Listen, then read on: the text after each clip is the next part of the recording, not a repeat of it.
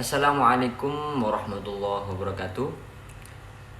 Sebelumnya perkenalkan, nama saya Mu'alim Mahfudin, mahasiswa Manajemen Pendidikan Islam Fakultas Tarbiyah dan Keguruan UIN Sunan Ampel, Surabaya.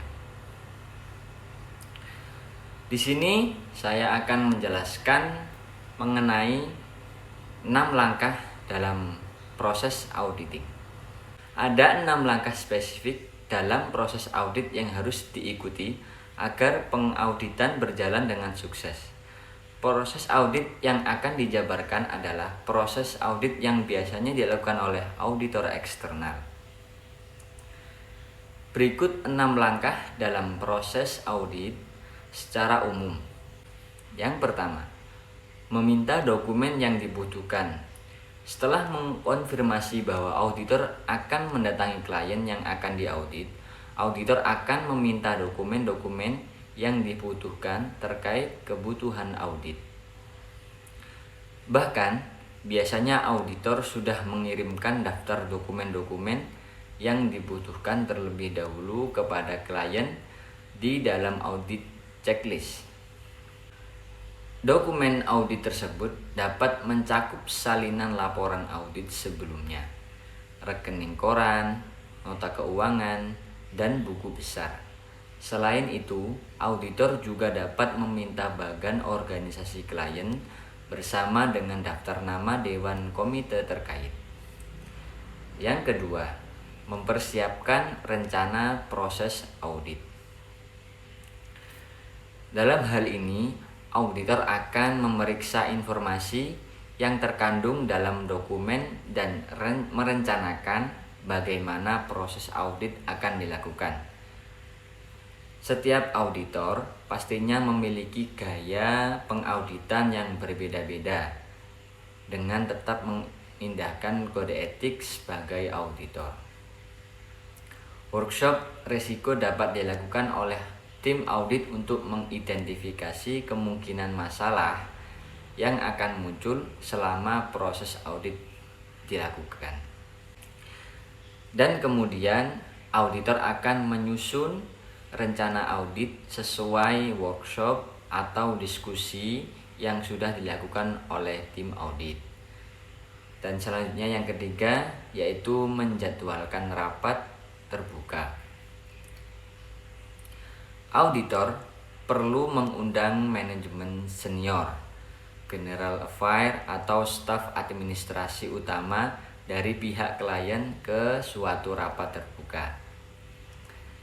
Di dalam rapat terbuka tersebut, auditor akan mempresentasikan ruang lingkup audit, lama waktu pelaksanaan audit, dan masalah lain yang perlu dibahas terkait pelaksanaan audit itu sendiri ya.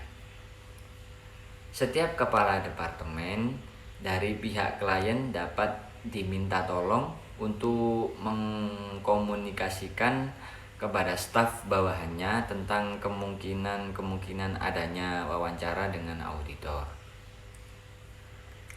Yang keempat, yaitu mulai melakukan kerja lapangan. Auditor mengambil informasi yang dikumpulkan dari rapat terbuka dan menggunakannya untuk merealisasikan rencana audit. Kerja lapangan kemudian dilaksanakan dengan berkomunikasi kepada anggota staf dan meninjau prosedur dan proses audit. Auditor akan menguji kepatuhan klien terkait pencatatan dan pelaporan keuangan yang sesuai dengan PSAK. Kontrol internal dievaluasi untuk memastikan bahwa hal tersebut benar-benar dijalankan sesuai dengan realiber dan memadai. Auditor dapat mendiskusikan suatu masalah saat masalah tersebut muncul kepada klien untuk memberi klien tersebut kesempatan untuk memberikan feedback kepada auditor. Yang kelima, yaitu menyusun laporan. Auditor menyiapkan laporan audit yang berisi rincian temuan-temuan audit selama proses audit dilaksanakan. Laporan audit akan merangkum segala kesalahan matematis, temuan yang bersifat material dan tidak material, pembayaran yang diotorisasi tetapi tidak dibayar, dan temuan-temuan yang lainnya. Auditor kemudian akan menulis komentar terkait temuan-temuan audit dan merekomendasikan solusinya kepada klien. Yang terakhir yaitu menyiapkan rapat penutupan proses audit. Auditor meminta tanggapan dan persetujuan dari klien terkait masalah dan temuan dalam laporan audit pada rapat penutupan. Dan auditor juga tidak lupa untuk menjelaskan deskripsi rencana aksi manajemen untuk mengatasi masalah dan temuan tersebut serta tanggal penyelesaian yang disepakati.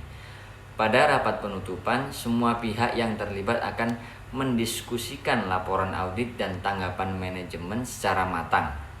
Jika terdapat masalah lain, mereka akan langsung menyelesaikan dan mencari solusinya pada rapat penutupan. Itulah keenam tahapan dalam melakukan proses audit, dan dalam praktiknya jelas terdapat banyak hambatan yang akan dilalui auditor selama pelaksanaan audit. Hambatan tersebut tentunya bisa diminimalisir dengan mematangkan persiapan dan perencanaan audit, terutama pada saat workshop tim atau sebelum terjun langsung kepada perusahaan klien. Baik auditor internal maupun eksternal, tentu mereka membutuhkan data berupa dokumen buku besar dan laporan keuangan untuk kebutuhan pelaksanaan audit. Dan menyertakan data tersebut bisa dilakukan dengan mudah jika perusahaan atau akuntan menggunakan software keuangan modern. Baik, itulah penjelasan dari saya. Kurang lebihnya mohon maaf. Assalamualaikum warahmatullahi wabarakatuh.